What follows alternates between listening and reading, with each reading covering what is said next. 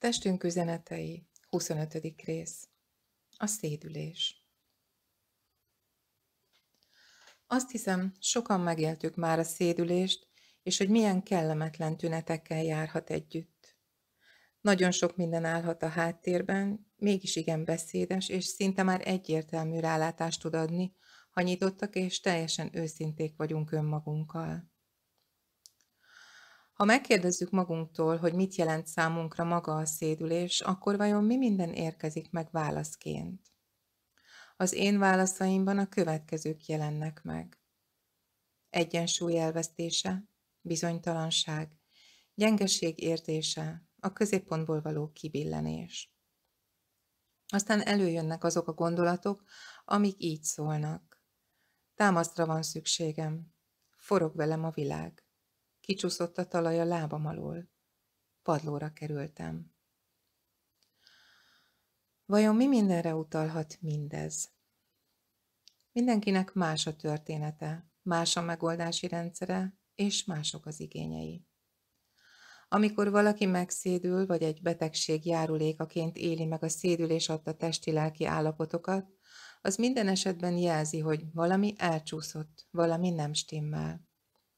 Érdemes tehát éber tudatossággal megvizsgálni az életkörülményeinket, a kapcsolatainkat, a viselkedés mintáinkat, az elvárásainkat, és azt, hogy vajon nekünk magunknak milyen a hozzáállásunk a saját életünkhöz, a saját döntéseinkhez. Érdemes felfednünk magunk előtt azt is, hogy az egyes helyzetekben milyen szerepeket játszunk. Sokszor az áldozata vagyok a körülményeknek, szerepjátszása ad úgymond lehetőséget arra, hogy egyáltalán ne kelljen felelősséget vállalnunk semmiért, ami velünk történik. Egy biztos, a testünk nem hazudik. Aki tud a fizikai testről olvasni, az pontosan látja, hogy miről is árulkodik. A saját testünkről is megtanulhatunk olvasni, azért, hogy jobban megértsük a lelkünk nyelvét, azokat az üzeneteket, amelyekkel vissza kíván terelni bennünket a számunkra legjobb útra. A betegség és a kellemetlen testi tünetek, mint amik a szédülés során is elárasztják az embert, nem azért vannak, hogy nekünk rossz legyen, hanem azért, hogy megtaláljuk általuk az utunkat, és megértsük, hogy senki, de senki más nem okolhatunk azért, amit mi magunk élünk.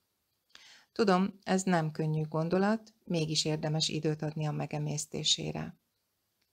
Játszunk most el egy kicsit ezzel az előbbi gondolattal. Én magam vagyok a felelős mindenért, ami velem az életem során történik.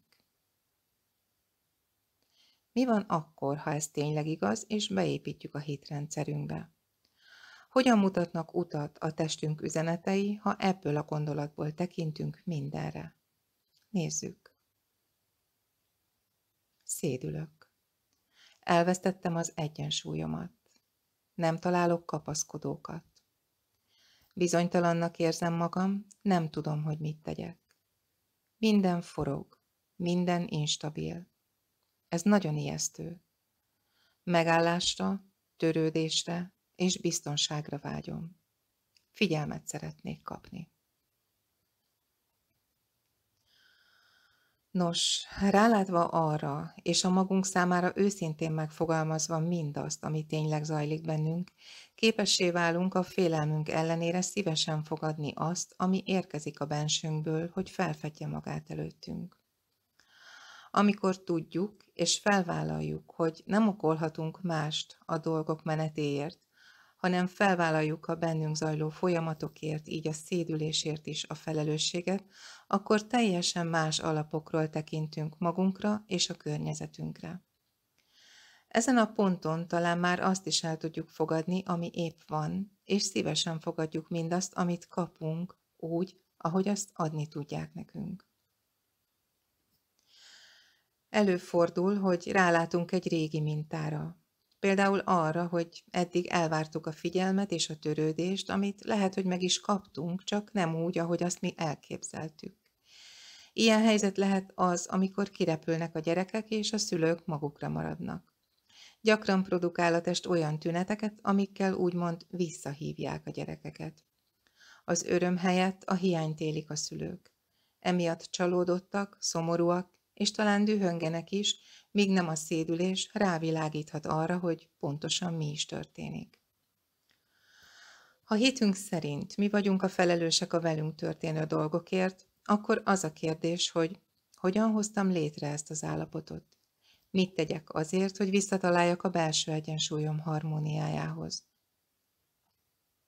Ha azonban azt gondoljuk, hogy szerencsétlen áldozatai vagyunk egy vírusnak, egy betegségnek, a vérnyomásunk ingadozásának, vagy épp annak, hogy a gyermekeink felnőttek és élik a saját életüket, akkor voltaképp nem vesszük észre a valódi tartalmat, mégpedig azt, hogy az élet folyamatosan változik, és a mi hajunk is az időfolyamon halad, ahol a dolgok elmúlnak, és új dolgok érkeznek. Semmi nem marad állandó, és ugyanolyan. Az életünk különböző szakaszainak megvannak a saját minőségei. Mindig más adja a biztonságot, a törődést és a figyelmet. A kisgyermekeknek ideális esetben a szülők és a körülötte lévő család adja a biztonságot, a hátteret, az alapot az élete elindításához. A fiatalok önállóságra és szabadságra vágyása változtat ezen a családi dinamikán. A felnőtt ember pedig megvetve a lábát a földön, létrehozza a saját új közegét, családját, biztonságát, ami egyáltalán nem biztos, hogy például a szülei számára is megfelel. A generációk közötti szakadékok megnehezítik a kommunikációt és a harmonikus együttműködést.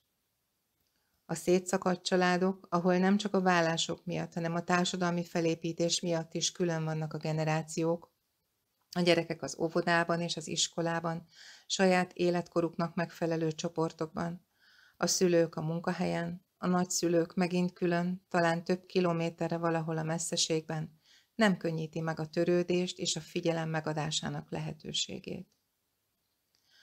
Fontos, hogy megtanuljunk kommunikálni őszintén és tisztán. Fontos, hogy el tudjuk mondani, hogy mit szeretnénk és hogyan. A legfontosabb azonban az, hogy képessé váljunk arra, hogy mi magunk is változzunk ebben az örök hullámzásban, amit életnek nevezünk, s hogy rámerjünk ülni, rámerjünk feküdni a víz hullámaira, és elengedjük végre az örökös kontroll gyeplőjét. A szédülés az a tünetegyüttes, ami nem vonható kontroll alá. Emiatt olyan rettenetes és ijesztő, ám pont emiatt a legnagyobb tanítónká is válhat ez az állapot, függően attól, hogy mit választunk. Vállaljuk-e önmagunkért a felelősséget, vagy nem? Köszönöm a figyelmedet.